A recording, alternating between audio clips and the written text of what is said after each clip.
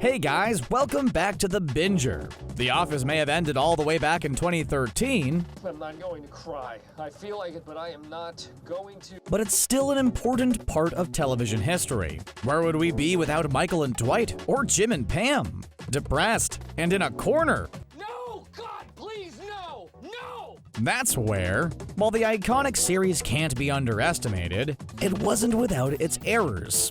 Let's venture into the vault and look at some interesting mistakes. Someone was clearly asleep on the job. Really makes us look unprofessional. They would never know it was me doing it.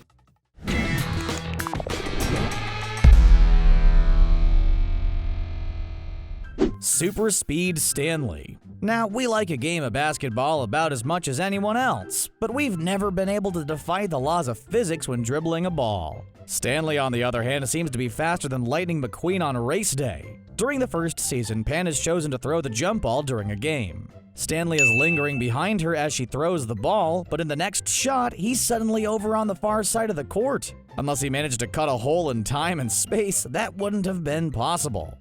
It's stupid, but it's my thing now. There's no way Stanley could have made that distance in such a short space of time. He's not Iron Man. Dry shirt Dwight. Dwight always likes to look dapper for work, wearing a shirt and tie like most of his colleagues. In the 4th episode of Season 2, a fire breaks out in the office, forcing everyone to haul their cookies out the door. As everyone trickles out, Dwight uses his trademark brains and throws a jug of water onto the smoke-filled room. He's not exactly a knight in shining armor, but he uses this moment to try and rescue Kelly. In the process, he gets his shirt wet. However, in the next shot, he's as dry as a bone. What gives? The fire wasn't big and bad enough to act as a dryer. Is it all the hot air Dwight blows out? It's a mystery. Dunder blunder. It's not unusual for actors to have stunt doubles, but that's usually when there's real action. You wouldn't see the likes of Tom Holland doing all his action sequences. While the big names often give it the old college try, it's often better to bring in the professionals than risk anyone getting hurt. The Office didn't call for a lot of stunt doubles. It's a work-based comedy and not a Marvel movie after all. But they did hire one in Season 4. In the 11th episode, Toby jumps over the fence in the Dunder Mifflin parking lot. The key to successfully using doubles is to make sure that audiences don't realize it's someone else. In this case, production staff failed. When Toby runs away, you can clearly see it is not his face. Michael's magical scarf. When shooting a continuous scene, it's really important that the characters look exactly the same. It doesn't matter if they've been stood there an hour trying to nail it. Everything from their hair to their clothing must be exactly the same as it was in the first shot. If it's not, then it can be quite distracting for viewers. The continuity team made an error in Season 5 when Michael is chatting to Jim and Dwight in his office in The Duel. One moment, his scarf is above his collar, and the next, his scarf is tucked below it. I'll just leave it for another time. Stanley strikes again.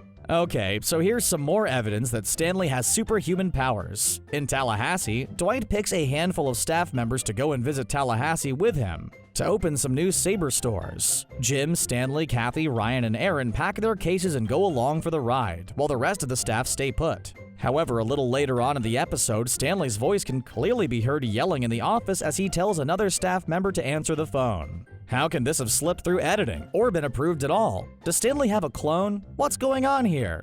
I do not apologize unless I think I'm wrong. The disappearing act. It's no secret that Jen and Michael frequently butt heads. I call her Hillary Rodham Clinton. They both think they're right all the time. This dynamic was established in the very first episode of the show where the two get into a debate. Jan comes in to talk about downsizing the Scranton branch, so she sits down with Michael and Pam gathering in Michael's office. The three of them are quite easily sat close to the glass wall, but when the camera flits to Jim and Dwight, they're gone. You can see Michael's office in the shot, but it's empty. No one is in there. Did they temporarily talk themselves into oblivion? Did they borrow Harry Potter's invisibility cloak? Yeah, that was a joke. That was a joke. Angela's eating habits. We all know that one person that says they're a vegetarian until they have a few too many, then they end up eating 10 bacon sandwiches. Angela mentions several times throughout the show that she's a vegetarian, but writers seemingly forgot this part of the character come Season 8. In Jury Duty, she tells Oscar that her son was conceived after she had too much wine in her chicken piccata. That's a glaring plot hole if we've ever seen one. Did Angela start chowing down on animals after getting with Dwight, or did the writers just develop amnesia? The jury is out on this one. See what we did there? Girl Scout grumbles. Girl Scout cookies are a big thing. Just ask any parent with a scout in the family. The competition to sell the most boxes often gets seriously out of hand in real life. So it's only natural this is reflected in the show. Both Toby and Daryl bring in forms during season 8 to try and get their colleagues to buy some boxes. Toby pulls the guilt card, saying that it's the first year his daughter has sold the cookies. However, eagle-eyed fans were left scratching their heads as Toby had previously mentioned his quest to sell cookies in an earlier season. Is he lying, or did the writer's room run out of coffee? It's weird. Like, kind of uncool, actually. Taboo Tallahassee. Actors have a lot on their plate, so it's not uncommon that they have to be reminded to hold a book up the right way. These little details have to be right to make a show believable. In the episode Tallahassee, Dwight is playing Taboo with Aaron. Clearly, they don't have anything better to do at work. In the scene, Dwight clearly holds the buzzer with the speaker face down. But by the next shot, he's holding it face up. Playing games clearly isn't Dwight's forte, but we can't blame this one on him. It's a big boo-boo that continuity need to take the rap for. If you haven't already, be sure to subscribe to The Binger. Don't forget to turn on notifications. We all know how pesky YouTube can be. If you're on mobile, you can do this by going into YouTube settings. Now on with the show. You don't want to go? Ring the bell. Ring it.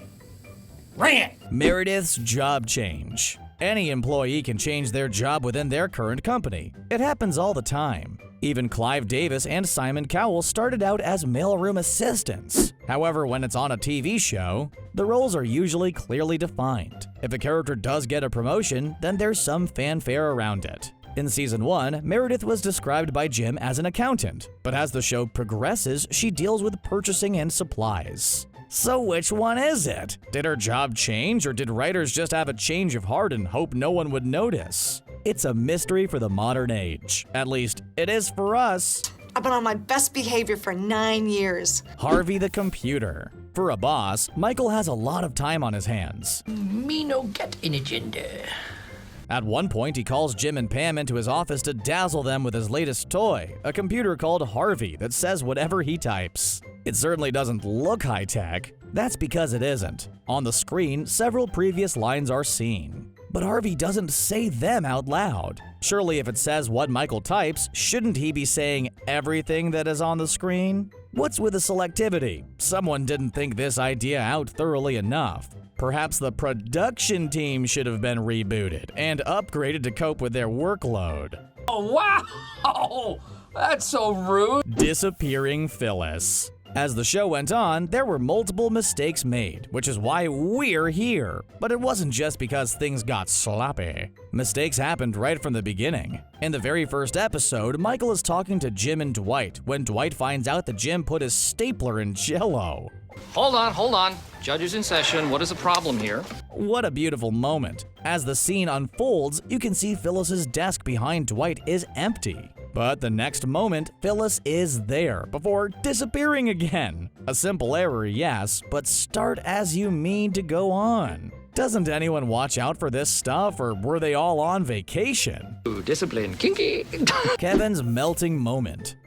Kevin is such a lovable dope, and a character we can all relate to. He can't keep a secret to save his life and seriously loves eating. Angela's party will have double fudge brownies. Who doesn't find themselves dipping into the office snacks to pass the time? In season 9, Oscar confesses to the camera crew that he's having intimate relations with the senator, telling them that he expects them to effectively keep the secret. Cue the appearance of Kevin, who was behind a stack of crates chowing down on frozen dairy goodness. The ice cream then falls off onto the floor, supposedly accidentally. In reality, you can clearly see him pushing it off with his thumb. Double take Blake. Having an actor play more than one role in a show or movie is a bit of a risk. You have to make sure that they're unrecognizable so audiences don't get confused. Blake Garrett Rosenthal is one of several talents to crop up more than once during the series. In Season 7, the child actor played an extra before coming back in Season 9. In his last appearance, he was Dwight's nephew in The Farm. Sure, it's not a mistake as such, but Uber fans will have likely noticed that Blake had been around previously, even if it was for a brief moment. Things like this can seriously throw viewers off. H who? No one likes to find out that their branch is closing. It usually means you're out of a job. When Michael and Dwight receive the bad news, they take it upon themselves to confront David Wallace. They march to his house, where there's a doormat with a letter H on it. This makes absolutely no sense. His last name is Wallace for a start, his wife is named Rachel, and their son is Teddy. Where does H come from? Your guess is as good as ours. Perhaps this was some sort of inside joke. It's a pretty strange thing to have there on the doorstep. Then again, perhaps Wallace is just that sort of guy. I don't have any ideas for you now. Yeah. Nick's job switch. As well as the group of main characters that keep us entertained, there are a stock group of minor characters that help things move along. One of these is Nick, who first appeared in Job Fair. It emerged that Nick is a professional graphic designer, which is quite impressive. However, as the episodes roll by, Nick becomes the IT guy at Dunder Mifflin. How did that happen? Graphic design and IT may primarily involve computers, but graphic designers tend to earn way more than IT guys. Was it a spectacular fall from grace? Or another costly mistake? Which came first, Jim or Pam? Jim and Pam stole our hearts. Whether they're bickering or just goofing around, they have everything it takes to keep us transfixed. One thing the diehard viewers may have noticed is the vagueness surrounding how started at the company first. Some lines suggest that Jim had his feet firmly under the desk before Pam waltzed in. In the end, the question was left hanging in the air.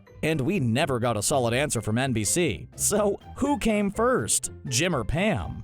Does anybody know? We certainly don't. And we're not the only ones laying awake at night trying to figure out who came first, Jim or Pam. It's been with us for forever. Goodbye, Shannon. Hello, Linda. Switching actors for a character is a very, very risky business. In the case of Terrence Howard and Don Cheadle in the MCU, it was a brilliant switch. But that's the exception. A lot of the time, audiences don't like it, as it makes them feel disconnected. Identity theft is not a joke, Jim.